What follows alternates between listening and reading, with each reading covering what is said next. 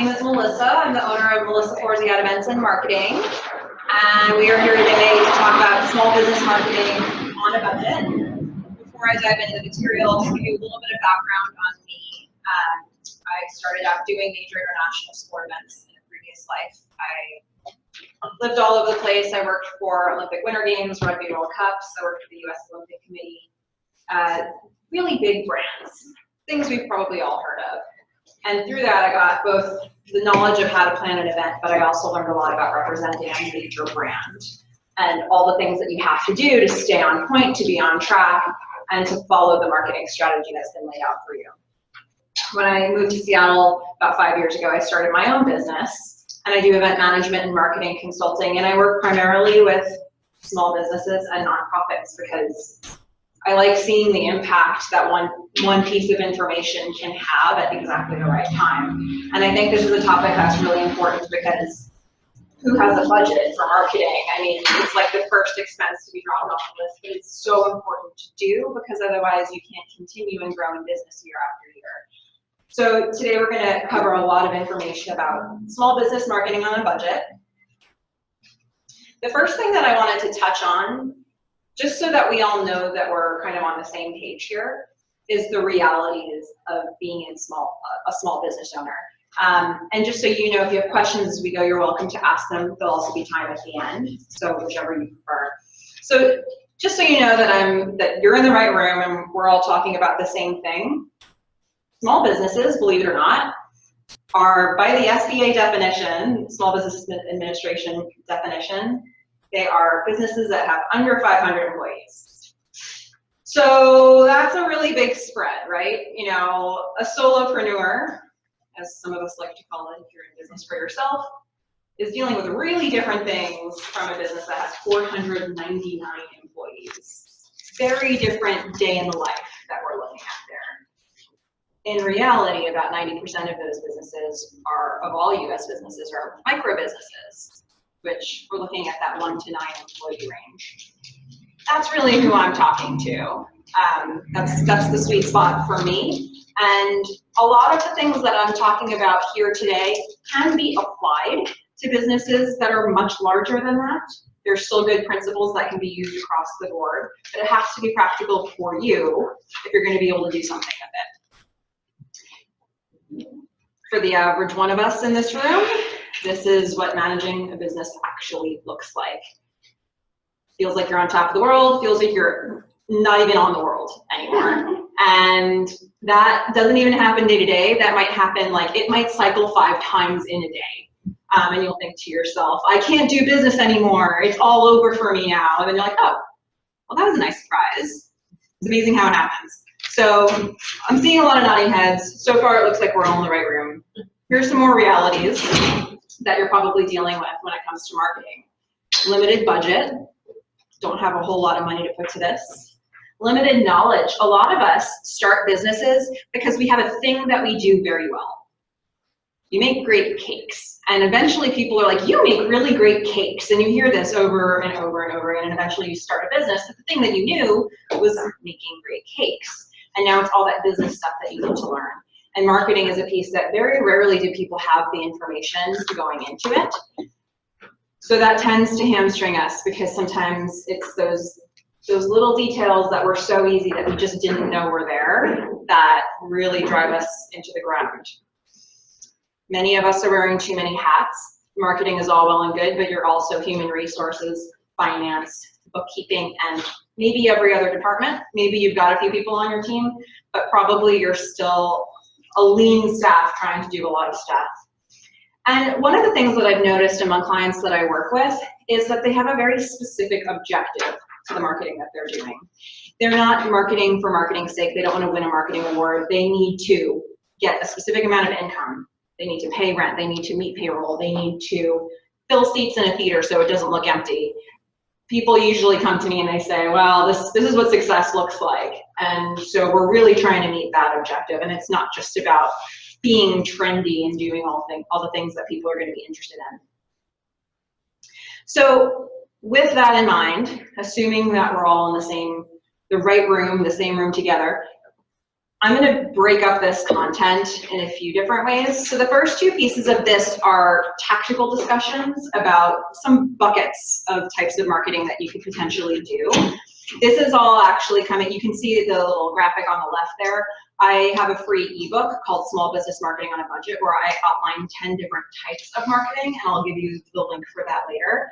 This is going to take a number of those and it's going to consolidate them into two key areas. There are some that I'm not including today, but I think it's a really good starting point to start with the ones that we're going to address today so that you can move forward from there. I'm thinking we might want a little break after the second one, and then we'll come back and we'll talk about creating a funnel, which is sort of a conversation about customer retention. But it's just something that I want you to be thinking about when you leave here. It's my favorite thing to work on with clients, and it really changes how you look at your business and your marketing. So the first two are a little bit more tactical, and the third one a little bit more long range. So let's dive into the tactical conversation. The first thing I wanted to address was referrals and networking, because this is a whole category of things that you can be doing that you could meet many different ways. But a lot of people do end up doing some sort of networking or referral-based marketing at some point. So one type of this is referral building from people you already know, people who are currently contacts. So let's talk a little bit about what this really means, what it looks like to do this well. There are a few key areas, I think, of building a strong referral, because ultimately I've heard so many people say, word of mouth is the best form of marketing. It's the promised land once I can do word of mouth. And we all want to get to a point where other people are marketing our businesses for us and we don't have to lift a finger anymore, but it actually takes quite a long time to build that, and it takes a lot of diligence. And so these steps are ways to help you get there and help you build that word of mouth and referral process. The first thing is controlling the message. The second part is being the catalyst to this process and not just letting it happen to you. And the third part is showing gratitude. So I'm going to break those down a little bit. Controlling the message. A little story here. So I told you that I've worked in Olympic Winter Games and events like that. I tended to have very long, very particular, very fancy job titles that mean something very specific to the people who are in that world. So here's an example of one of my job titles.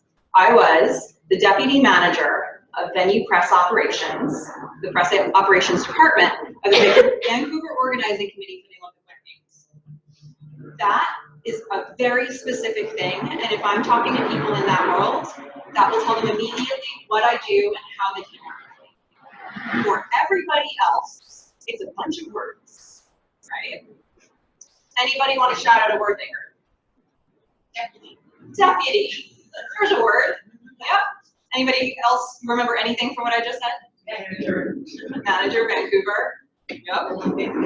Olympic Games. Yeah. Okay. So here's a little lesson we just learned.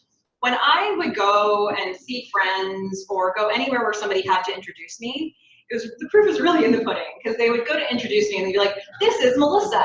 She, fill in the blank. The blank they filled in was never correct. And it often wasn't even close. And it might have sounded correct to them because they might have gotten some of the buzzwords, like they could have strung together deputy, Vancouver, Olympic, manager. But what they were saying was actually a lie, right? And so now it's on me. Do I like try to correct that, or do I just roll with the fact that a whole bunch of nonsense just came out of their mouth, right? That's a tough place to start with when you've got a business, right? So a couple lessons from that. If you want a message to go out there in the world, you need to figure out what that message is and how to be concise with it and clear with it so that people will deliver it correctly. You want to be brief, you want to be simple. Make it your business name and maybe a few keywords, 4 to 7 keywords. How much can people really remember of something they don't understand, right? So you can craft that right now. You can craft that now and lead with that and keep drilling it into people's heads. Because as that becomes firmer for them, what they are referring will be correct, so that you don't get off on a bad foot right away with a referral that comes into you and say, oh, you were looking for that, were you? Well, that's not actually what I do. That's a really tough place to start the conversation. That's going to be a really tough place to pivot and turn that into a sale, if that's even a customer of yours at all, right? So easy. You can just sit down, come up with some keywords that you can really define your business with, and that other people will remember, and you can start using that. It's nice to have an elevator speech, but work this in a few times, and it'll get the repetition in there. The next thing that you can do is you can catalyze this process. You don't have to let word of mouth come to you. You've got a great message now, go out there and share it with the world, right? Identify the people that you know, figure out how well you know them, and then reach out. So this is a process that I like to work through with people, where we'll actually, like, the first thing you do is you just sort of put all the names of the people that you've ever met in your whole life down on a piece of paper. This can be methodical. It sounds overwhelming, but it can be done. Then I would actually recommend a second step. Bucket them. Instead of saying, oh, who was that? Who are those people I went to high school with? You could say, here's all the people I went to high school with, but some of them you stayed really close to, and some of them you don't really remember anymore, and there's like all this middle ground there. So now take all those names that you put down and say, who are the people that I'm close with, who are the people who are acquaintances that I'd be comfortable to reach out to? I've got some exercises that I work through where I have 5 very specific types of contacts, in terms of, like, are they your inner circle? Are they close contacts of yours? Are they acquaintances? Are they kind of distant? Or are they on, like, the do not call list, right? You can actually find some really good contacts who are interested to work with you and excited to hear from you, even at the levels of people that you haven't talked to in a while. And just by reaching out to them about your business, you may rekindle a connection with them and even strengthen it, because maybe now they actually have a reason to bond with you. And that's something that you never would have found if you hadn't done this process. So identify them, figure out how well you know them, and then come up with messages for each of those buckets, and just go out and contact people. It sounds like a lot of time, but imagine how profitable that process could be. These people are inherently inclined to be there for you. They're in your network already. This is a little different than the average target market conversation, because usually you want to go to the people who you think would be interested. But this is a different type of people, right? These are people who know you. So see who's interested in that group, and then work with those people. And the last part of this, but very important, is show gratitude and attention. If somebody does you a kindness, say thanks in as many ways as you can. But also give some lead up into this. If you think that somebody is going to be a potential referral source for you, educate them. Tell them about your business, sit down with them, give them a free sample, show them a tour of what you do. Give them information that will give them texture when they're talking about your business, because it will help them sell you. And the time that you spend with them could lead to a lot of sales for you. So it's time well spent if you find the right people. And if you find people who are really converting well for you, spend more time with them, right? And give them ways to refer the people to you in a solid way. Make sure they have the right links, make sure they have the business card, whatever it is that you can do to help them help you. Once they've brought in a new lead, what's your plan? How do you follow up with that person? You don't want to just drop them, especially like 2 months later they come back to you and they're like, whatever happened with that guy? And you're like, oops, I didn't do a thing with that. You don't want to be in that spot. It's better to plan out what happens when somebody brings in a new contact. What happens to that person? And then, step 3 of this, what happens to the person who did the referral, right? Like, how do you loop back with them and say, thanks for connecting me with that person. That was really awesome of you. You're the best. If you do that, they might be inclined to do it again, right? So if you're really intending to use word of mouth as a type of marketing for your business, it doesn't have to be something that just happens to you passively. You can go out and get it. It takes time to build, but if you're assertive with it, you can go a long way. Now, there's a second type of referral that I wanted to talk about here. We were just talking about building the list of people that you already know. Now we're talking about partnership marketing, which may or may not be businesses or influencers that you already know, but they are potential allies for you in business. So what is partnership marketing? Very simply, it's just collaborating with other businesses or influencers for mutual benefit. And I'm going to say every word in that little bite-sized sentence is important for all the reasons. So let's talk for a second about what types of partners there could be out there, and maybe this gets the wheels turning a little bit. You're looking for maybe compatible businesses or influencers in terms of the type of offerings. So it's an obvious partnership if, like, okay, let's say you make shoes and somebody else makes laces and somebody else makes those little plastic things on the end of the laces. That's pretty clearly something where you can all work together in a whole lot of different ways. But marketing partnerships can be beyond that scope. They could just be based on, we all have a common target market. You're reaching moms of toddlers, I'm reaching moms of toddlers. This could work, right? Because if you're reaching that group in different ways, then you can help strengthen each other's voices when you're speaking to the same market. So you're ultimately looking for compatibility, hopefully with offerings, but definitely with target market. The second thing to consider, and this is actually a subset of the first thing, but sometimes we forget about this, nonprofits that align with your target market. Sometimes we only think for-profit, and we look at the places that have, you know, a little signage next to us, and we think, oh yeah, that would be a great place to partner with. But nonprofits have a, you know, Business Impact Northwest. They have a market of their own, a whole list of people that they're working with, and potentially, if you've aligned it right, you could be reaching some of the same people. So it's another thing to think about when you're considering who might be able to help you and who you can help. Another option might be hyper-local companies and influencers. I know that this is kind of a global world, and so many of us might even be doing business online.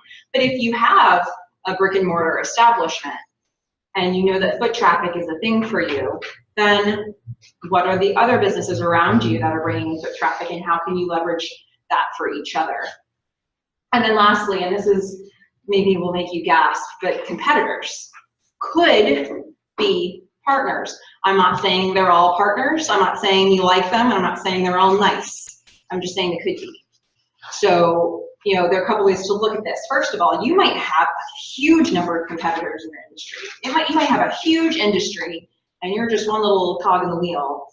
And that might be where you form a little alliance with somebody so that you can help each other kind of take a bite out of that industry.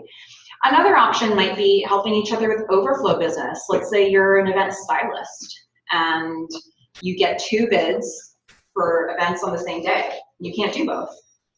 Well, okay, here's my competitor. I think they would really serve you. But you have that relationship the other way too, where they're potentially able to refer overflow business your way as well. Or maybe it's just a conversation that you do similar things, but you have a slightly different target market. And when you're talking to somebody, you can say, ooh, I can help you, but I think that you might be better off working with this person because they work with people like you all the time. And you can have that conversation go back the other way as well. Not every competitor is going to be somebody that you can work with like this, but it's worth not closing your mind to that right away if you can see an opportunity for collaboration. So what can you do with these partners? Lots of things. The sky's the limit, the creativity is the limit. Here's a few buckets of things that you could do. Cross-marketing. That could be, I'll feature a little bit about you in my newsletter, I'll feature a little bit about you in mine, and boom, we've both reached thousands of new people. Nobody spent $1 on it. It could be just engaging with each other on social media. Very simple things like that. Not a huge investment, but can have a big impact. Or you could do something a little bit bigger, something that's more experiential. You could host an event together, you could have a joint photo booth at something, you could do a contest together, or, you know, there are things that you can do to collaborate with each other that go a little bit beyond the standard easy cross-marketing stuff, where you can really sit down and say, we want to do some sort of campaign of some nature, and you can work together on something like that to get both of your audiences to be fully engaged.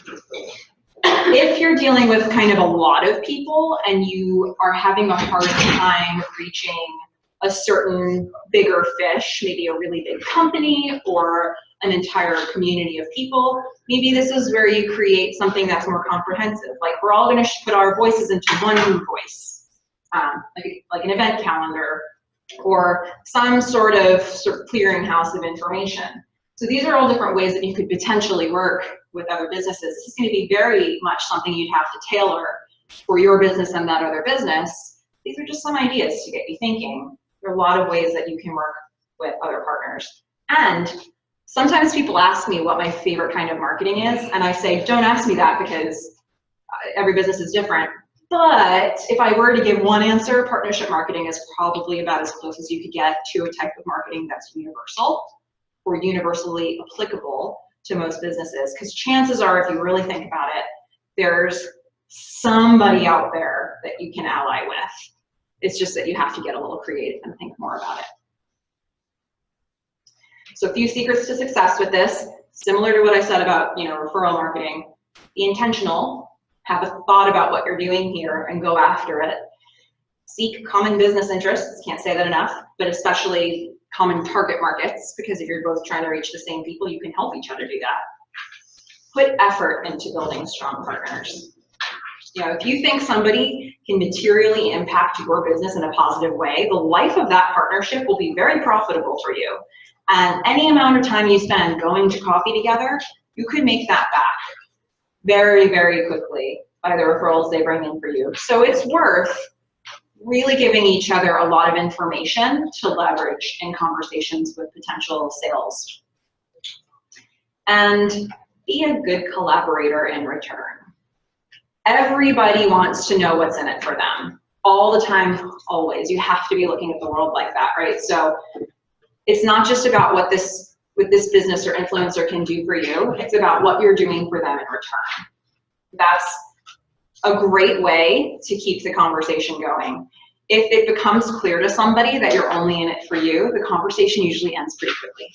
So just approach it with an open mind and a willingness to be a good partner back. It is amazing what you can come up with. And for the life of that partnership, that could equal a lot of revenue for you. The last thing I wanted to mention is just general networking. So the first thing we talked about was like people you already know. Partners is not necessarily businesses you know, but there's an alignment there or a logic to it. Networking could be a little bit of a grab bag, right? Because you can go into a room with a whole lot of people and it's kind of like some people could be good for you. Some people are just kind of noise in the background in terms of moving your business forward, and you kind of have to figure out who's what. So one of the things that I like people to get creative about is thinking outside the box about what marketing can be. Where is your target market? It always comes down to that. If you can chart your target market across the course of a day or a week or a month, where are all the places that those people or businesses go? Be in one of those places and be as weird and indiscreet about it as you possibly can. And it is amazing how much business you can get out of that. An example I like to think about is I worked with a real estate agent who had high-end, he was going after the high-end real estate market. So he was looking for high net worth clients. And he got some of his best clients from his nighttime bartending job at a swanky downtown hotel. He was getting paid to stand there, have his target market walk straight to him at the end of a long day, get a little tipsy, and then he'd ask him how things were. And he'd decide at some point if he should give them his other business card, right? He was getting paid. It was a part-time job. Whoever puts that on the list of potential marketing options? That's usually not there, right? But that's what it was. It's just about being in front of your target market and getting your message out there. You can do that anywhere, right? I worked with a photographer who sometimes we would have him put on his holster, all his gear, thousands of dollars of camera equipment hanging from him, and he'd attend an event, some other event. And he'd just be there, and every now and then he'd take pictures. And people would be like, wow, this is impressive. How are your pictures coming out? And be like, oh, look, he'd get clients. You know, he wasn't there to sell his services. He was just doing his thing in public. You know, play within the rules, but work the rules as much as you can. If you know who your target market is and where they are, find the places where your business can be also in a way that represents it well. And you can potentially get clients from that. So secrets to success for that, again, look for your target market. If you're finding your target market, but you're being a little out of the box, you're probably not finding your competitors, which is great because like if you apply for a job, when a job posting is up, there's hundreds of resumes coming in and yours is just one of them. You apply for a job, or if you're talking with a hiring manager and they know you and they're thinking about opening up a job, you're suddenly bumped to the top of the list. And it's the same exact thing with your marketing. You don't want to be in the place every single other business is. You want to find a new way to do it. And it involves thinking a little creatively. Be alert for signs of interest. If you do something like this, the people who come to you are to some degree qualified leads. They want to know more, right? Tell them more. Figure out what they care about. See that moment where their eyes light up and hold where you are as long as you possibly can, because you've now figured out what they care about. And then initiate the next step. Once you figure out what they care about, where now? Where to? To my newsletter list, let me get your email address. Oh, come for a tour, whatever you can do to bring those people in. It's just very simply reading the room, but being in the right room. So those are a few things that I wanted to cover about the world of referrals and networking. As you can see, word of mouth is awesome and wonderful and great, but it doesn't have to just happen to you. And if it did just happen to you, it might not be working for you as well as you wanted it to. If you can do some of these things, you can start getting the message out there much more aggressively, and the returns can be a lot higher for you. So the second bucket of things that I wanted to talk about is online marketing.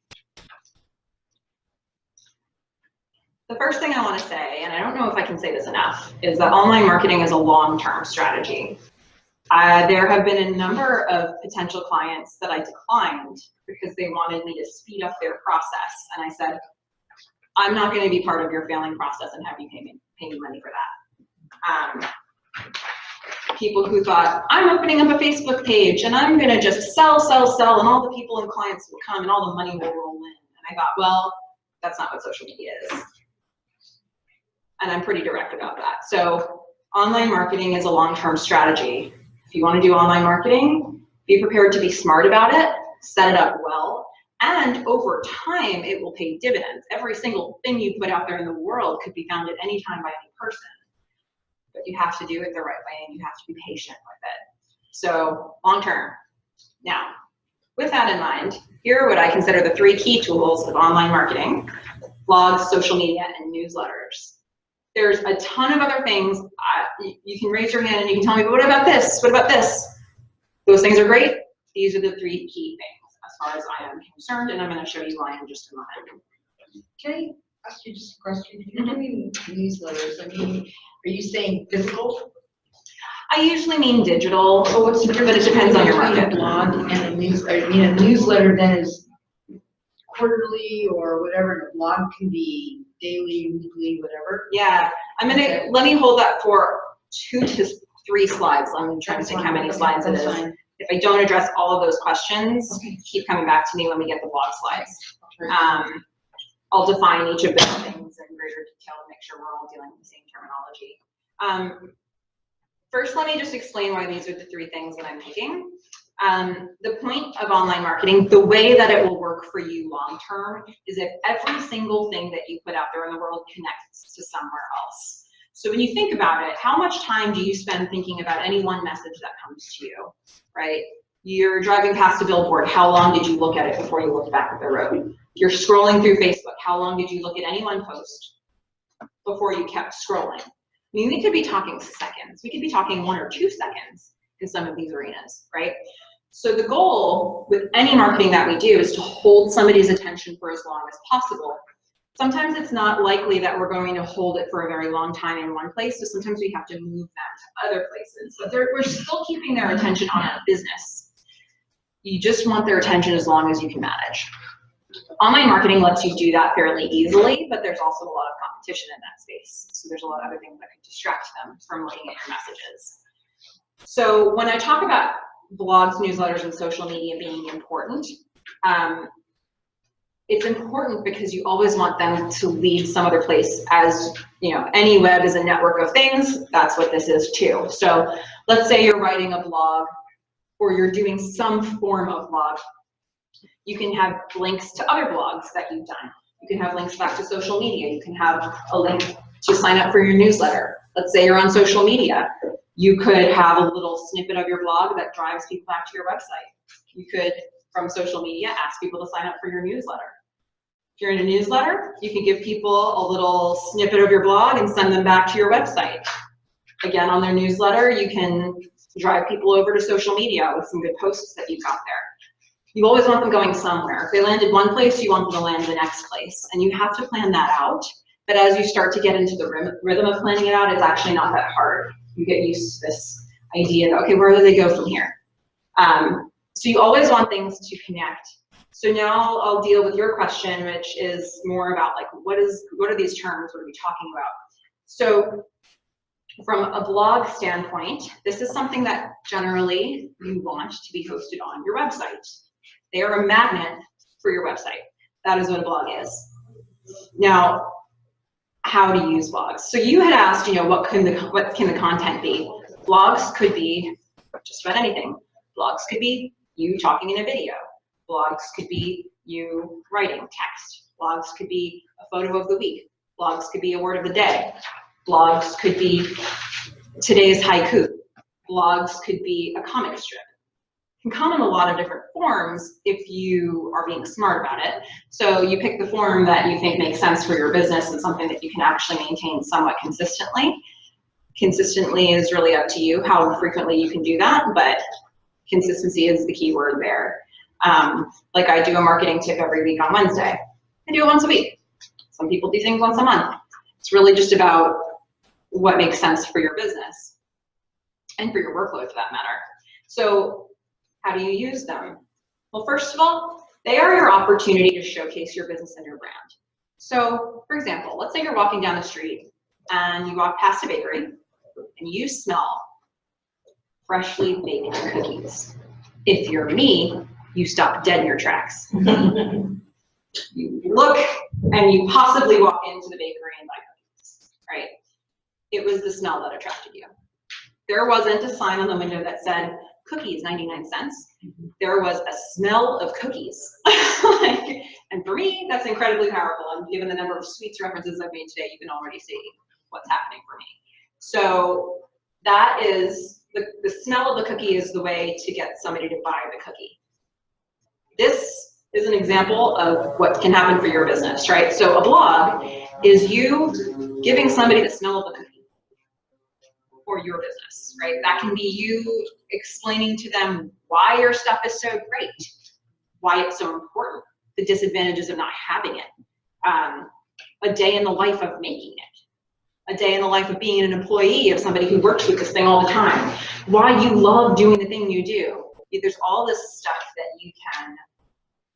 you can do to give context to your business, yourself, your staff, and your offerings without having it be a picture and a price tag. Because the picture and the price tag gives somebody nothing to talk about with you, right?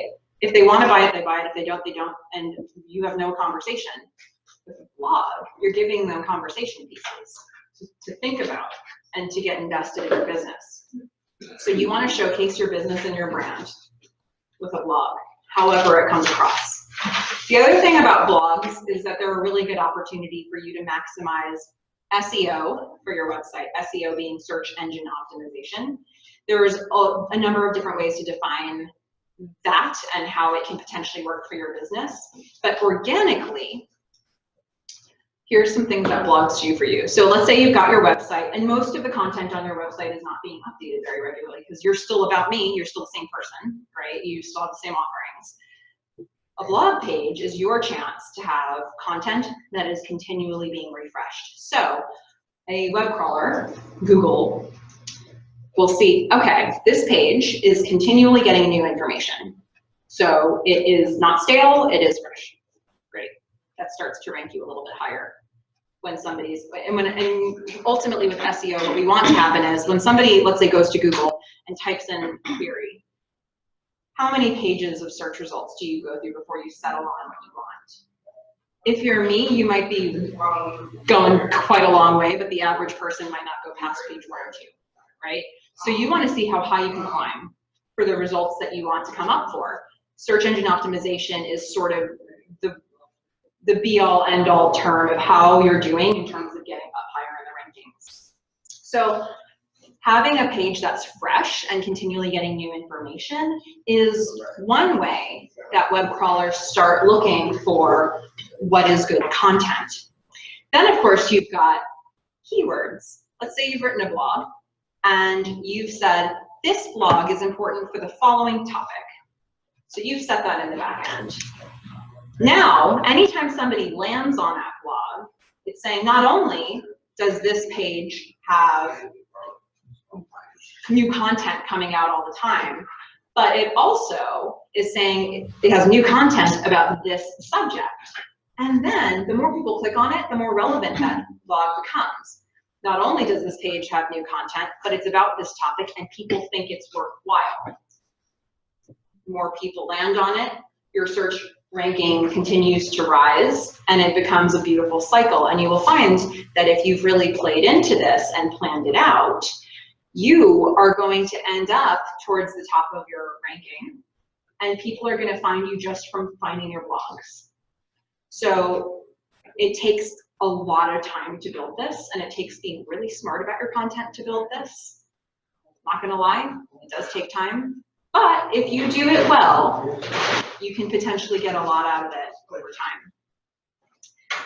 So again, it's a magnet to your website. We want to drive people to the website. The other thing that could potentially happen is in all this networking we were just talking about before, this could be your source material. You're in a networking conversation, you're having a great conversation about some topic that you just wrote a blog about, and you said, you know what, I just wrote about that. I'm going to send you the link after this. And now you have a reason to check in with them and give them more information and basically a trail to find you whenever they need you. The last part of this is it helps build reputation and social proof. The interesting thing about online marketing is that a lot of other types of marketing that you do, people don't really have a sense of how popular you are. But online marketing, that is something that can work in your favor. So, you know, if just the very fact that you've written a blog, original thought of some nature, may establish you as an expert in your industry. Somebody landing on it who halfway agrees with any of the things you said suddenly considers you the be-all, end-all in that industry. Whether or not you are or think you are, you kind of have positioned yourself to be that for them. And then, if people start engaging with the stuff you write, it further validates everybody that you're worthwhile, because it's like, oh, lots of people think that this was worth reading. All right, I'll read it too. So these are, I know I spent a lot of time talking about this, but it's important to understand how this can work for you and how you could potentially leverage this long-term for your business. So with that, social media. And I was just checking to see how many eye rolls I got. It's a tough space, isn't it? Yeah. It's really tough, but it can be awesome if you spend time and if you give it time. So let's talk about that a little bit. On social media, a lot of times people say, I'm on social media, and I want to start reframing how we think about this. So using a little metaphor here, I want you to think of social media, being on social media, as social media is just houses on a block, right? Nobody is in more than one house at the same time. You're one human being, right? So on this block, there's a Facebook house and a Twitter house and a LinkedIn house and a Pinterest house and a YouTube house and a Snapchat house, and there's a lot of houses. There are some plots of land that are under development. Platform to be named later, right? There's some being torn down because they didn't work out. So there's all these houses. Any given person in your target market, okay, let's say your target market is commonly found on Facebook, but sometimes they visit the Pinterest house. Great. That's the two places that you might want to be. If they're not going to the LinkedIn house, you shouldn't be there. Or you should be spending very little time there, because what's the point? You're just spinning your wheels. So instead of saying, I'm on social media, be clear about where you are and what your purpose is for being on particular platforms. Is your target market there? But then, What is your target market's behavior? So they're in the house, but they're in the attic and you're in the basement. You're trying to have a conversation and they can't even hear you, right? So the question is, what's your target market's behavior on any given platform that they're on? Are they only going to certain accounts or pages? Are they on certain boards, certain chats, certain groups? Are they only looking at their feed? The terminology is different across different platforms, but the point is, if they're only looking in one particular place when they're visiting the platform and you're not there, you're not talking with them, right? So it's very much about figuring out which houses they're in and which rooms of those houses they're in, and then being in those places. Now, here are some guidelines for being social on social media. And note the title of that slide. Guidelines for being social on social media. I didn't say guidelines for selling on social media. I said guidelines for being social. Being social will sell you long term, but selling will get you unfollowed, right? So number one, if you want to be establishing a business presence on social media, be your business when you're engaging. And that looks a little different on different platforms, but either have your profile name, your handle, whatever the thing is called on that platform, have that either be your business, or, you know, on a platform like Facebook, you have to kind of have a personal profile so that you can have a business profile and use it. Engage as your business page when you want to be your business, because it's that name coming up over and over again that's going to start resonating for people. Create conversations and goodwill. That is what we're doing on social media. That's it. People, it's called social media, right? That should be your first clue. So people don't necessarily go there with a credit card in hand ready to buy things. But again, if you approach this like you would a blog, like we just talked about, giving them the smell of that cookie, you give them things that they can engage with and talk to you about. And that gives more traction to every single thing you post. And eventually people will come to you and you won't even know who's lurking in the background, but they'll be there following and getting information from you. You just have to give them information that's worth them following. And this all goes into selling without selling. You know, the pages that I've seen, that I look at a lot of business pages. You will see if you find me on Facebook, like I spend a lot of time on Facebook. That is a very big part of my own marketing, and I've got a great community of business owners that I love to support and support each other on my page. And some people have gotten it and some people haven't yet, that you need to sell without selling. So it's something we all talk about. What do you do with somebody's post when it's a picture of a product you don't want and a price tag? You do nothing with it, right? You just keep scrolling. But what if somebody told you something really cool about it? Then you might like it or comment on it. You know, it gives you an action you can take that doesn't feel like you're about to be pitched to. So that's the type of content we want to create. And there are lots of ways. If you look around on my Facebook page, you're going to see some of the techniques that I use to drive people where I want them to go. Bonus points if you email me after this and spot a couple. But you can sell, but you need to build that trust over time for people to think you're worthwhile to do that. So I know it sounds really daunting for me to say the word time over and over again, but if you don't spend it, you're wasting your time because you're just driving everybody away. So with that in mind, final little piece of online marketing here, newsletters. So newsletters, and I mean digital, but people could do this you could do this in print. Different type of budget, different type of resources. So I'm going to be talking about digital today because there are certain things that a digital newsletter allows you to do with your email list that you're getting from doing all the rest of this online marketing. In some markets, maybe print is the way to go. If you've got maybe an older demographic, people who aren't on email, that may be smarter. But since we're talking about online marketing, I'm going to focus on that piece to make sure we know how to leverage it. This is the most important thing. Your email list gives you control over your online audience. It is the only type of online marketing you do that does. People might look at your blogs. You will never know specifically who they are. They are just a stat. People might look at your social media, and if they don't comment or like, you don't know who they are. They are just a stat. Your email list is your chance to reach somebody particular. I can reach you. I can reach you. I can reach you whenever I want to. Maybe the open rate is 25%, but that's way better than you're going to get on any other online marketing. And Actually, just because only 25% of people opened it doesn't mean that was the only number of people who saw your name flash in their inbox for a second, right? So there's a lot of value to taking a little time to warm your audience with newsletters. 4 ways you can use them: include compelling content. Take some of this great content that you've written in your blogs and on social media and throw it into a newsletter for those who missed it. I'm telling you, nobody's gonna be like, oh, I already saw this. Chances are they didn't. So putting it in a newsletter is like a little catch-all for them. And it gives you a chance to drive people back to your website if you show them a blog and get more traffic to your website, or you can drive them back to social media so they can comment and engage with it there. It's just alerting them to the fact that you've got all this great stuff out there. The other thing, and this is to me the biggest benefit of newsletters, is lead warming and customer retention. You've met somebody, they're on the hook, they're thinking about it, or they've already bought something and you want to have a way to stay in touch with them. This is your way to do it. This gives you an opportunity to, I see that I'm standing directly in front of the screen for you, so I'll just do a little of this. It gives you an opportunity to continue to stay in contact with them over time and have all the reason in the world to do it. And at some point you can drop offers and you can see how people convert on that. My favorite part about newsletters is the fact that they give you really good analytics on specific people.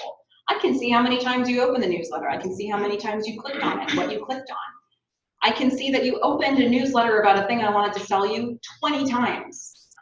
You must be interested, right? At least a little bit to have opened it that many times. This is information you can use and can help you define how you're going to market to them later.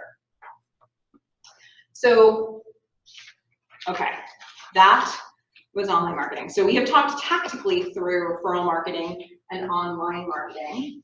And how do we feel? Are your heads exploding? We're good? We're going to talk about the funnel then. All right. Yeah. On the last slide, there were 2 other points that I don't remember. Oh, offers. Did you want me to talk more about that? Cool. Yeah.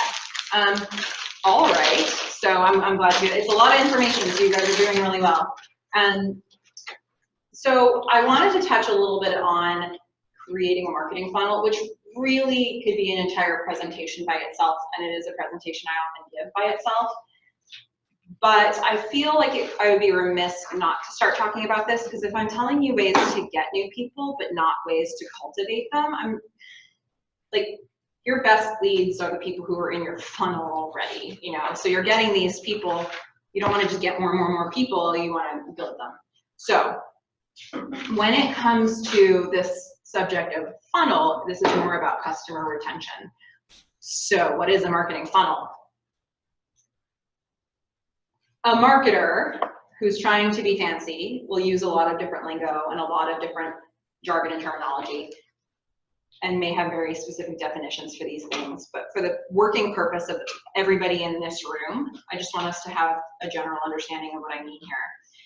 I could be saying marketing funnel, I could be saying pipeline, I could be saying sales funnel, and it still all is the same thing to you, because a lot of us probably wear both the marketing and the sales hats in the roles that we do for our companies.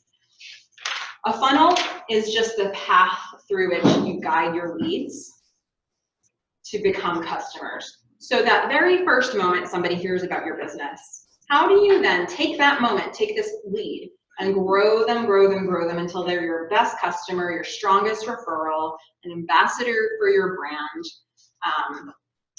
How can you get them to that point? If we don't know that route, we're not taking the customers through it, and they're going to drop off somewhere along the way.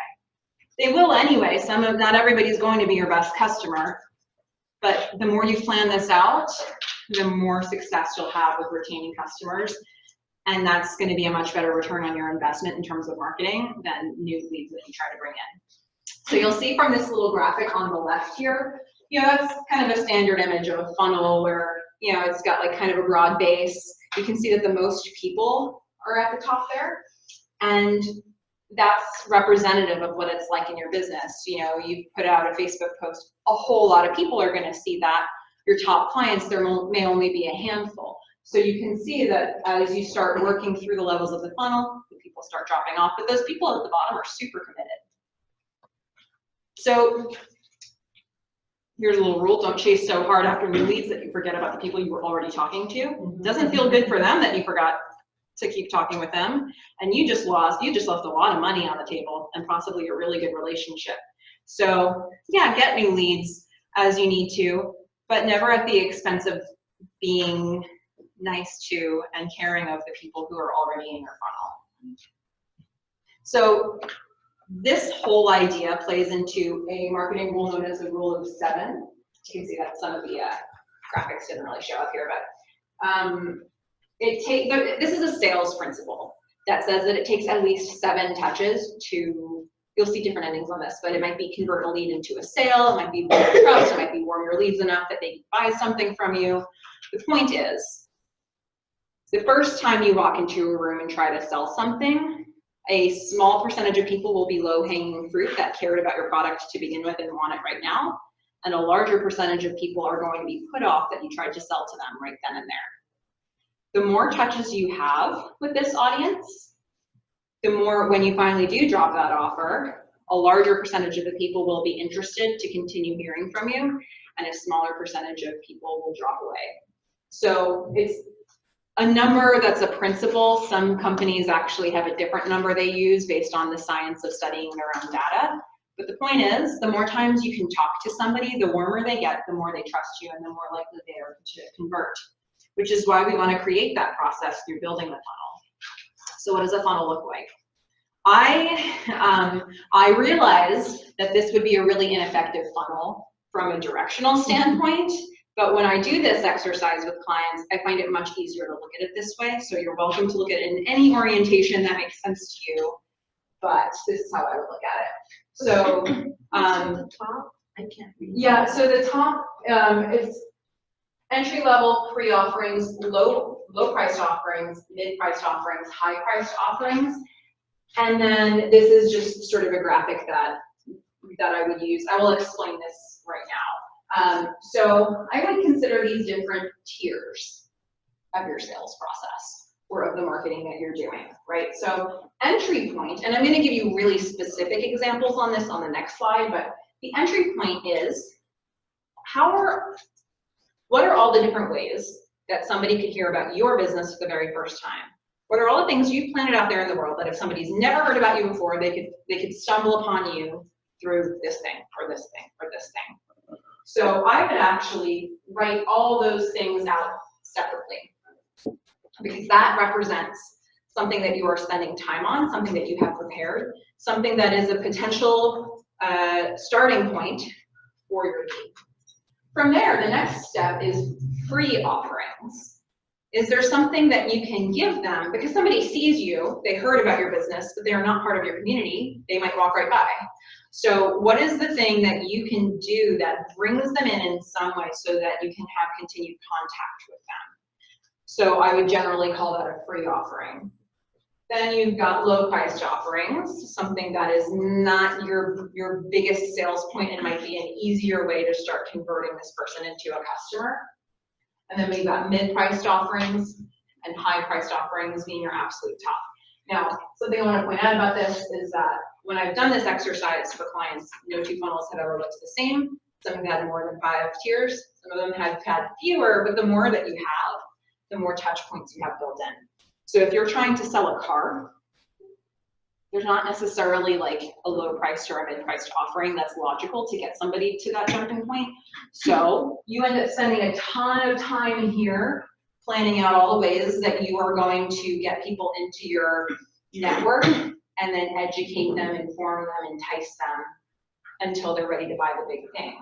That's like a really big jump for them to have to make. So it's nice to be able to insert more of these levels so that people can pay you for all this marketing work that you're doing as you go.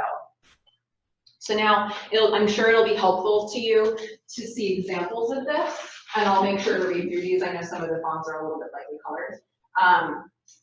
So entry level, first time somebody could hear about your business. This is not a comprehensive list, but it's meant to get you thinking. Word of mouth, we just talked about referrals. Somebody says, oh, I just heard about you from Jim. Great, Jim. But I would put that into the bucket of word of mouth or referrals. Maybe somebody heard about you through social media. Maybe they found a post that you did or an ad that you ran, and that is how they found out about you. It could be that they're walking down the street, they see a flyer that you put up on a bulletin board in an important place that your target market was likely to see. So you know that they came to you from this place with a flyer. Storefront, they could be walking down the street and see your signage and their foot traffic. So those are all potential ways somebody could hear about you for the first time. Now, the free offering is your way to start getting them to play your game and be part of your community. So, for example, do you have free samples that you can give them that will help them get familiar with your product? Do you have a free download if you're online? Do you have something that they can download, they have to give you their email address?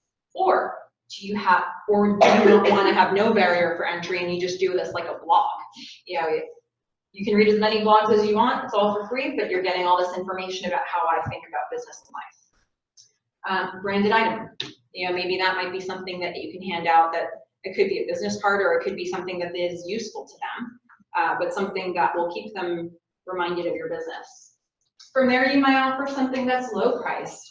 We could be talking about something that is a trial offer, a trial version of the big thing, if you don't have anything else you can think of. It could be something that is in fact a low-cost product or a low-cost download. You know, they can download it, but they have to pay a little bit to get it. And again, a small product. Maybe you do in fact have some lower priced items or services that you're already selling. Then you can go to mid-priced offerings. Now this could be that you have the mid-range, you actually do have a mid-range level product or service, or it could be that you bundle together a bunch of lower priced products and call that a mid-priced offering. And then lastly, high-priced could be that you do the same thing that was low-priced, but you do it every month or every week. It could be a big ticket item. It could be that you are online and you've been giving them information, but you actually want them to sign up for a full course on it, so you could create something called an e-course. Could be that you have an event or a conference or something you want to invite them to where there's a team place. So these are all examples of things that could fall into these categories. Again, not a comprehensive list, and this is going to be a completely different list for each of you based on your own business. But it helps you think about what your options are at each of those levels. So one more thing I wanted to point out about this is a couple of the tips and tricks of doing this. So I have never had a funnel look this clean before, ever, but it is meant to be a visual to kind of show you what this could look like. One of the things that I want you to understand is that every single time you are talking with somebody in your business, I'll back up a little bit. When I do this exercise with people, there are a lot of potential benefits that come from it that I will talk about in a moment. But one of them is that sometimes when you lay out all the things that you're doing, you're like, how does one person do all that? That's not even possible. Come on now. That's what I did the first time I did this for my business, and I immediately started crossing out things that I no longer needed to do because they weren't moving the needle, and this was too much, right? There are a lot of different impacts doing an exercise that's visual like this can have on your business. But what's important to realize is that once you've laid everything out, every single box that's on this is not only a touch point with a customer, it is a stepping stone to the next one, right? So every time you're talking with somebody, you have an opportunity to talk to them again, and you have to figure out what that opportunity is. It is your job to figure that out, because that is where the money is. So this is your chance to start documenting it, and you can see that I've got arrows here. Some of them go up, some of them go down, some of them go sideways, and there are all kinds of fancy terms you can use for that. Point is that you want to show yourself how every single one of these things that you're doing relates to something else. So that the next time you're standing, talking with somebody, doing this thing, you know, I need to get to there. That's all, and you just mention it. You can just, hey, you're interested in this? We're solving this pain point right now. Just so you know, if you also have this pain point, you might want to check this out later. But, you know, we'll deal with that later. You just have to plant the seed. You know, but you need to know that it needs to happen in order to do it. So something you might notice is if you lay all this out for your business and you start drawing arrows and there's stuff that goes nowhere, you're losing your customers there. That is where you've lost them. They have nowhere to go. They don't know where they're going. You don't know where they're going. So you've stopped talking with them and they are no longer your customer. So I can't tell you enough how great this exercise is for making some really harsh realities come to light. So again, every time you're talking with them, you want to find another way to talk with them. And this process is designed to show you how you're going to connect all these things together. So what are the benefits of doing this process? There are so many of them. The first one is you can see how every communication leads to the next. So ultimately, and actually skipping to number 3, you're going to miss fewer opportunities with your customers. And they're going to feel more nurtured in that process.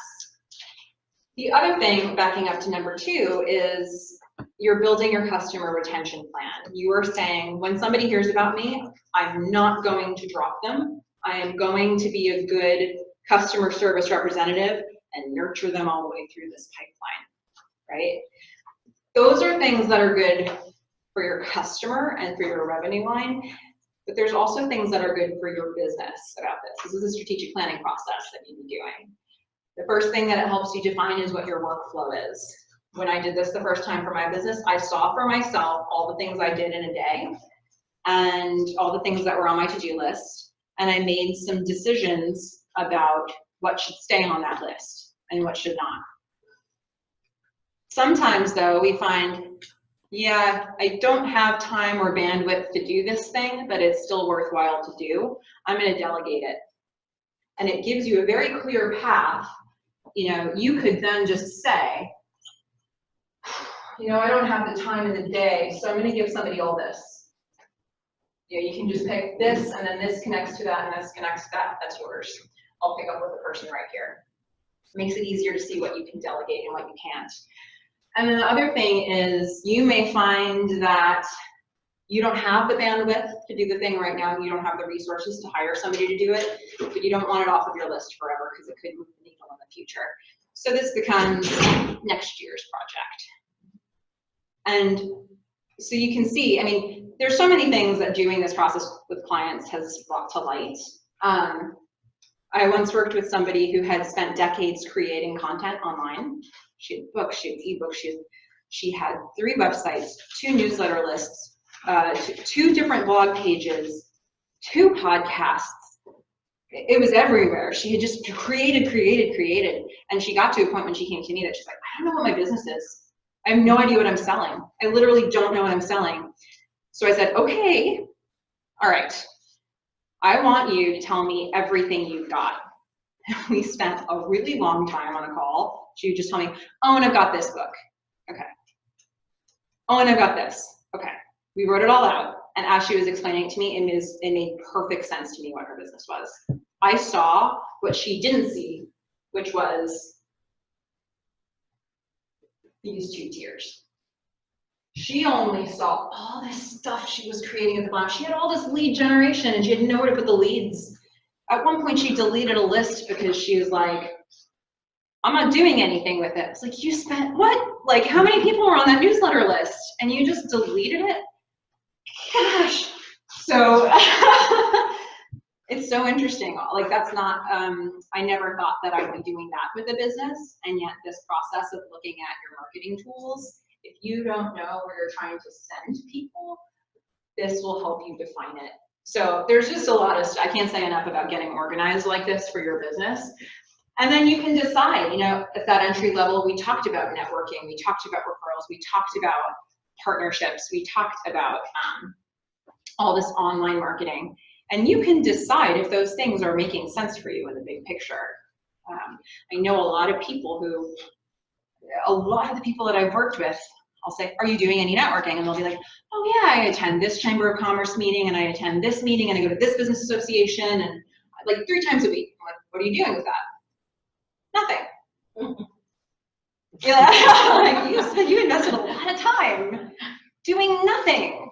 Like you've got great relationships just sitting there waiting for you to do something with it. And you could like have been advancing your business this whole time, bless you. and you haven't been. So let's change that now, you know? So this is your chance to start looking at everything that you're doing and doing something better with it. So with all of that in mind, what we talked about today was referrals and networking, online marketing as like a couple prongs of the entry-level plan, and maybe even the warming free-level plan.